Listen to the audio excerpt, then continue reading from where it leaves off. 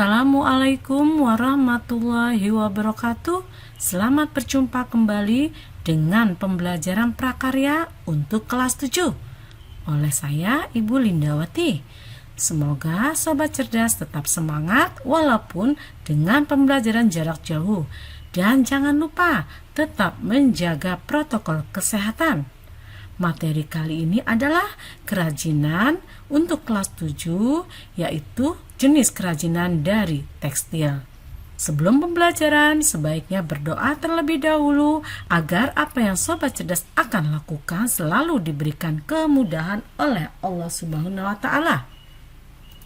Perhatikan pada gambar di layar, apa yang sobat cerdas ketahui?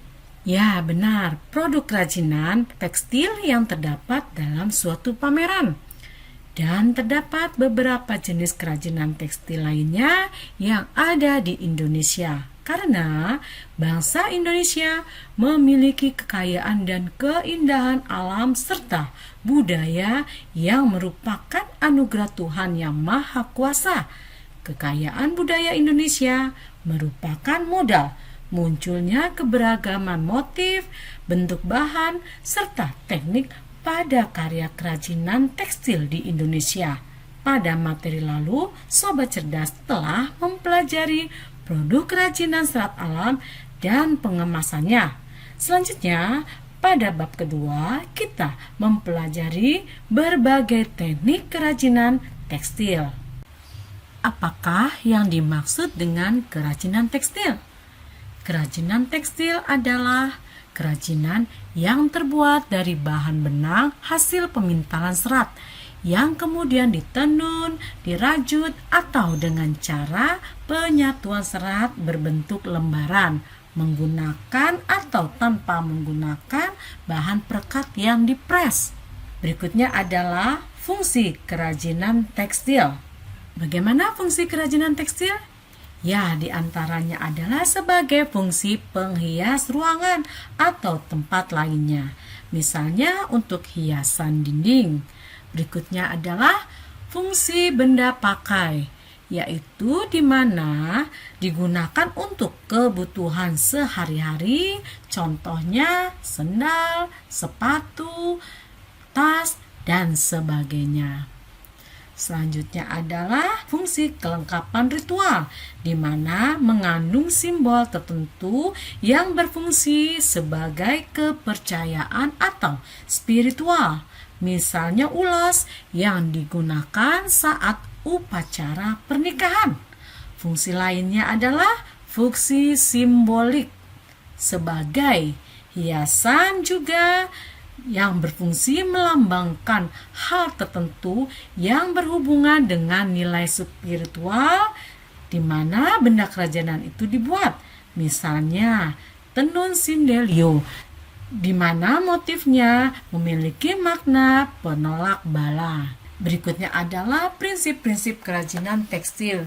Maksudnya di sini adalah segala sesuatu kerajinan yang akan dibuat, kita harus melihat prinsip-prinsip ini agar tujuan kerajinan yang akan dibuat tersampaikan dan memiliki makna yang sesuai dengan tujuan utama. Itu prinsipnya adalah keunikan bahan dan alat kerajinan. Misalnya, ya, di sini adalah bahan lilin atau malam yang digunakan untuk membuat kerajinan membatik. Lilin atau malam memiliki ciri khas dari suatu budaya setempat dan memiliki keunikan tersendiri. Alat yang digunakan adalah canting, di mana memiliki keunikan sebagai ciri khas alat pembuat kerajinan tekstil. Berikutnya adalah prinsip keterampilan tangan yang berkaitan dengan sumber daya manusia yang disebut dengan pengrajin. Seorang profesional yang bekerja secara konsisten, berkualitas tinggi dalam menciptakan sebuah produk, baik pengrajin pembatik, penenun, penjahit, dan lain-lainnya. Berikutnya adalah prinsip yang ketiga dari kerajinan tekstil, ya, unsur estetika atau estetik, di mana nilai estetik dalam karya kerajinan memiliki fungsi hias dan fungsi pakai. Dilihat dari aspek bentuk, warna yang memberikan keindahan, sehingga kerajinan tekstil memiliki ragam hias dan komposisi, baik dalam bentuk 2 dimensi atau 3 dimensi. Prinsip yang keempat adalah unsur hiasan merupakan unsur dekorasi yang dibuat dengan berbagai cara. Misalnya dilukis, diukir, dicetak dengan pelaksanaannya, yaitu hiasan yang dibuat setelah produk jadi atau hiasan yang dibuat sebelum produk jadi. Yang keduanya sebagai ragam hias yang memiliki makna simbolik, sehingga pengrajin memahami tujuan dari pembuatan produk tersebut.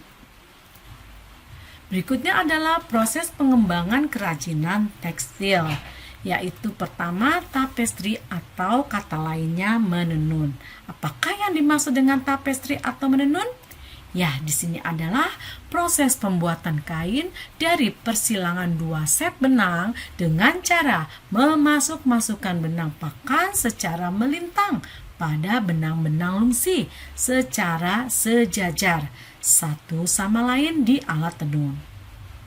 Nah, ini adalah contoh dari kain tenun atau tapestri.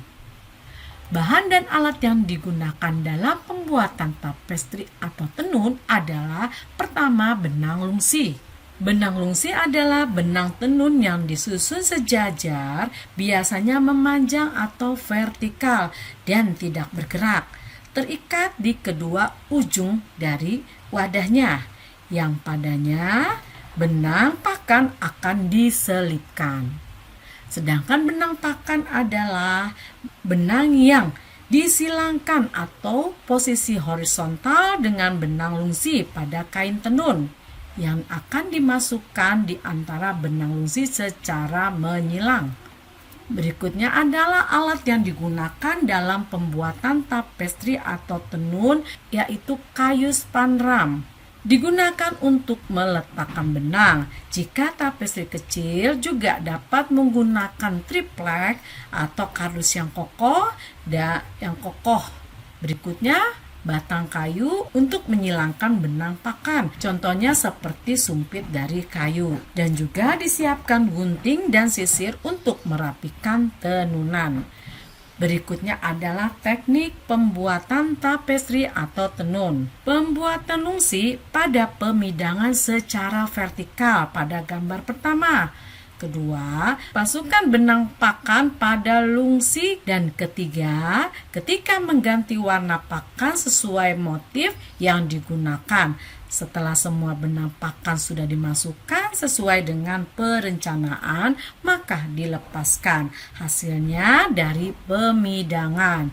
Nah, terakhir adalah contoh hasil tapestri yang sudah dibuat. Berikut yang kedua adalah batik. Batik merupakan kain Indonesia yang bergambar, di mana pembuatannya dengan menulis atau menerapkan malam atau lilin pada kain dengan paduan seni dan teknologi. Jenis batik menurut ragam atau motifnya terdiri atas 2, yaitu batik pedalaman adalah batik yang tumbuh dan berkembang atas dasar filsafat kebudayaan Jawa yang mengacu pada nilai-nilai spiritual, khususnya daerah Yogyakarta dan Solo atau Surakarta, sehingga dikenal dengan batik keraton atau batik klasik. Sedangkan batik pesisir adalah batik yang dibuat di luar Solo dan Yogyakarta. Istilah pesisir digunakan karena kebanyakan batik ini diproduksi di pesisir utara Jawa. Nah, kedua batik ini memiliki perbedaan, di antaranya adalah batik pedalaman berkembang di daerah keraton, baik Yogyakarta atau Solo, sedangkan batik pesisir berkembang di Cirebon, Pekalongan, dan lain-lain. Kemudian, batik pedalaman dipengaruhi oleh kebudayaan Hindu Jawa, sedangkan batik pesisir dipengaruhi kebudayaan Islam dan Cina. Selanjutnya ketiga, batik pedalaman memiliki motif dengan bentuk geometris. Sisi kiri dengan sisi kanan sama, dan batik pesisir memiliki bentuk non-geometris. Kemudian keempat, motifnya bersifat simbolik untuk batik pedalaman, sedangkan batik pesisir bersifat natural. Dan kelima adalah komposisi warna untuk batik pedalaman digunakan terdiri dari sogan atau coklat kemerahan, indigo atau biru, hitam, dan putih. Sedangkan batik pesisir komposisi warna beraneka ragam. Dan selanjutnya adalah bahan yang digunakan, dan selanjutnya adalah bahan dan alat yang digunakan dalam pembuatan batik, yaitu pertama adalah kain katun berwarna putih. Menggunakan kain katun karena mudah menyerap zat warna. Berikutnya adalah malam atau lilin nyungging, atau di sini juga ada malam nampok. Malam atau lilin sebelum digunakan dicairkan dahulu dengan cara dipanaskan di kompor. Fungsi malam atau lilin adalah untuk merintangi atau menghalangi warna agar tidak masuk ke dalam serat kain yang tidak sesuai dengan perencanaan polanya. Ketiga adalah zat pewarna. Pewarna bisa sintetis dan bisa juga pewarna alami. Pewarna sintetis berbentuk bubuk yang harus dicairkan dahulu, sedangkan pewarna alami berbentuk padat yang direbus dalam beberapa jam. Misalnya berasal dari kayu secang, kulit manggis, daun indigo.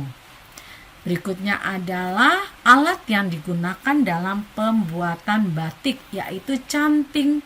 Terdapat canting manual dan canting elektrik. Berikutnya adalah kompor untuk memanaskan malam. Dan berikutnya gawangan untuk meletakkan kain bagian ujungnya agar tidak mudah terbang atau goyang. Terkena angin diberi bandulan pada bagian ujung kain. Kemudian panci, selanjutnya adalah wadah penampung limbah lilin atau malam. Dan jangan lupa dibutuhkan dingklik untuk duduk ketika sedang membatik. Teknik pembuatan batik. Dalam pembuatan batik terdapat 3 cara. Pertama adalah batik tulis, di mana batik tulis menggunakan canting yang ditulis coraknya sesuai dengan pola yang sudah ditetapkan. Kedua adalah batik cetak, di mana menggunakan alat pencetak sesuai dengan pola yang sudah dibuat. Ketiga adalah batik campuran, di mana paduan antara batik tulis dan batik cetak. Nah, berikutnya adalah istilah-istilah dalam membatik yang sobat cerdas harus ketahui secara umum agar dapat mengetahui langkah-langkah yang harus dilakukan dengan istilah ini. Pertama adalah nganji atau pemberian kanji. Ngemplong yaitu penghalusan kain. Nyungging membuat pola di atas kertas. Caplak membuat pola langsung pada kain. Ngelowong yaitu memberikan lilin pada kain. Berikutnya adalah ngisei, memberikan isian pada motif. Kemudian nembok yaitu penutupan tertentu dengan malam atau lilin tetap berwarna putih. Dan selanjutnya ke-8 adalah nyolet. Apa itu nyolet? Memberi warna dengan menggunakan kuas. Ke-9 nyelup, yaitu memberi warna dengan cara dicelupkan. Ke-10 mopok, memberikan isian pada latar belakang pola. Dan ke-11 ngelorot. Apa itu ngelorot? Membuang lilin yang sudah tidak dibutuhkan. Dan ke-12 nanahi adalah isian pada latar belakang. Dan ke-13 adalah pelorotan, bukan prosotan tapi pelorotan, menghilangkan malam atau lilin setelah pencelupan warna. Nah, berikutnya adalah proses pengembangan kerajinan tekstil sulam atau kata lainnya adalah bordir. Apa yang dimaksud sulam atau bordir? Hiasan yang dibuat pada permukaan kain atau bahan-bahan lain dengan jarum jahit dan benang. Contohnya di sini adalah sulam kepala peniti, merupakan sulaman menyerupai kepala jarum pentul yang berukuran kecil. Daerah Sumatera jarum pentul disebut dengan peniti. Kemudian kedua contohnya adalah sulam bayang, merupakan sulaman dengan teknik penempatan kain yang bertumpuk. Dan berikutnya adalah sulaman renda bangku. Sulaman renda bangku yang merupakan sulaman yang digunakan sebagai renda baju atau taplak. Dan contoh yang keempat, sulaman pita, yaitu menggunakan pita dan biasanya digunakan jarum yang memiliki lubang ukuran agak besar sesuai dengan pita yang digunakan. Dan berikutnya bahan dan alat yang digunakan dalam pembuatan kerajinan sulam atau bordir. Bahan dan alat yang digunakan adalah pertama kain. Kain yang digunakan sesuai dengan yang dibutuhkan karena ada kain yang bersifat rapat, pori-porinya, ada juga yang bisa digunakan kain yang pori-porinya agak renggang. Nah, berikutnya kedua adalah benang sulam, di mana benang sulam terdiri berbagai macam jenis warna. Dan ketiga adalah pemidangan, berbentuk bulat, terdiri dari bagian dasar dan penutup agar kain menjadi kokoh sehingga mudah dibentuk sulamannya. Dan kemudian yang D, jarum. Yang E, tudung jari. Tudung jari berfungsi untuk melindungi jari agar tidak terkena jarum. Dan jangan lupa juga menggunakan gunting. Dalam pembuatan sulaman atau bordir, menggunakan alat jarum tujuannya adalah untuk menjahit. Nah, jahitan-jahitan ini menggunakan berbagai macam jenis tusuk jarum. Di antaranya adalah pertama, tusuk jelujur. Posisinya adalah datar. Kemudian kedua, tusuk tikam jejak. Dia mendatar tetapi lebih rapat. Kemudian ketiga adalah tusuk silang seperti lambang kali. Dan keempat, tusuk veston umumnya adalah digunakan untuk bagian sisi atau menempelkan bahan satu dengan bahan yang lainnya. Kemudian tusuk flanel. Dan berikutnya adalah tusuk rantai. Berikutnya adalah keempat, jahit aplikasi. Jahit aplikasi adalah teknik menghias permukaan kain dengan cara menempelkan guntingan kain pada kain yang berbeda warna pada dasar kain, lalu dijahit dengan teknik sulam tusuk veston. Jenis dari jahit aplikasi adalah jahit aplikasi standar, yaitu membuat gambar pada kain lalu digunting dan ditempel pada dasar kain dengan menggunakan teknik sulam dan biasanya digunakan tusuk veston. Berikutnya adalah jahit aplikasi potong sisip, yaitu menghias permukaan kain dengan melubangi dasar kain yang telah digambar.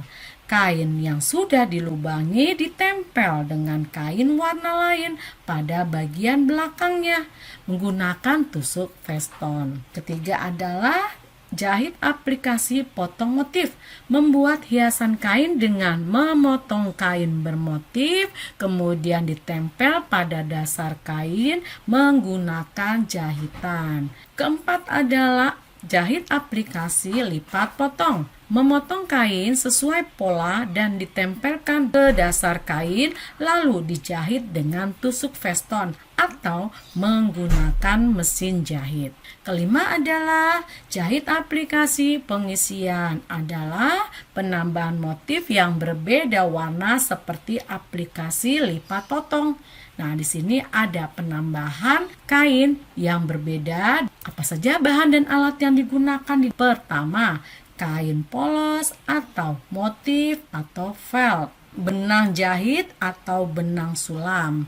Kemudian jarum jahit, jarum pentul, bantalan jarum yang bertujuan agar mudah meletakkan jarum. Dan kemudian tudung jari untuk melindungi jari ketika menjahit, pemidangan. Dan berikutnya pensil dan kapur jahit yang digunakan untuk membuat pola. Pandedel jahitan tujuannya adalah untuk membongkar jahitan yang salah. Gunting sebagai alat utama juga, dan berikutnya setrika untuk menghaluskan atau melicinkan sambungan dari kain yang sudah dijahit. Nah, materi tentang kerajinan tekstil cukup sampai di sini. Semoga apa yang sudah dipaparkan sobat cerdas dapat memahaminya. Dan untuk penyegaran agar dapat memperkuat materi kerajinan tekstil yang sudah disampaikan, maka Ibu beri refleksi atau penugasan. Tidak banyak. Di sini adalah pertama, sebutkan 3 fungsi dan 4 prinsip kerajinan tekstil. Kedua, sebutkan 2 contoh jenis kerajinan tekstil tapestri yang berada di rumah serta sebutkan fungsinya. Ketiga, sebutkan 2 contoh jenis kerajinan tekstil batik yang berada di rumah serta sebutkan fungsinya. Dan kemudian keempat, sebutkan 2 contoh jenis kerajinan tekstil sulam yang berada di rumah serta sebutkan fungsinya. Dan yang kelima, sebutkan 2 contoh kerajinan tekstil jahit aplikasi yang berada di rumah serta sebutkan fungsinya. Terima kasih, semoga sobat cerdas tetap semangat dan jangan lupa tetap menjaga protokol kesehatan, selalu berdoa mohon perlindungannya. Sampai berjumpa kembali pada materi prakarya berikutnya. Assalamualaikum warahmatullahi wabarakatuh.